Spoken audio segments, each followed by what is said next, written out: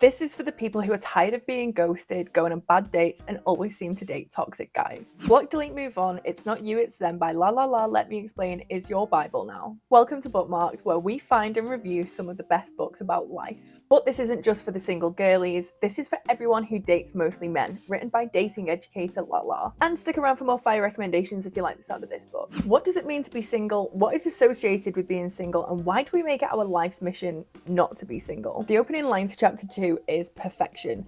I hate being asked why I'm single. I was born single. I'm almost certain people reading this will find it relatable that at some point in our lives, finding a partner has been one of the most important things in the world. After breaking down points like how being in a relationship is ingrained into us, loneliness, family pressure, the biological need to have babies in a timely manner, Lala takes us through the phases of being single, exploring the nuances of feeling like a spectacular buff ting, to swinging right into wondering why men don't need or want her. Then what it's like to jump back into online dating and all the energy it takes to present the best version of yourself, and then inevitably ending the cycle wondering if all you're really missing is intimacy. This chapter just totally highlights how the search for a partner is a generational pressure, whilst also sprinkling in hard-hitting validation. If you're liking the sound of this book, then you'll probably also enjoy What a Time to Be Alone by Shadira Agiru, a book about how to recognize that being alone can be the best thing ever. Think a self-help book but tailored to the modern world, where empowerment and self-worth are more nuanced and messy than ever before, with wonderful Igbo wisdoms from her Nigerian mother. My personal favourite translate to pee is not hard, but a chicken can never do it. This is a feel-good book with some amazingly written home truths. Chapter 6 dives into 21st century romance and all the pain that comes with it. This is a chunky, informative chapter that covers the dating sphere from pink and red flags to the ick. The gameplay section is particularly handy in giving help navigating the game of love or the chase. She talks about trying to play a character to attract a man, strategically posting things on Instagram to catch their attention, and posting homemade food pictures to stories. Because every man likes eating, right? But with the aim of trying to show some guy that she's the perfect woman for him. And how she writes about things like ghosting is so real. She says things we wouldn't dare say out loud. Like checking the socials of the guy who's ghosted you to see if there's an RIP message off their mates, and that's why they haven't been in touch. Because death would surely be way better than a man ghosting you. I know I keep saying it, but this book feels like me and all my girlfriends sat down to write it. It's so relatable. Now you have a feel for what Lala's content is like. This is the perfect time for me to tell you that she has a podcast. It's Not You, It's Them, but it might be you, where she answers burning questions about love, dating, relationships, and everything in between. And another brilliant dating pod to bless your ears with is The Receipts, where Tolly T and Audrey talk everything dating dilemmas and cutthroat advice. Is it cheating if he has an OF subscription? What should you do if you find your partner lying?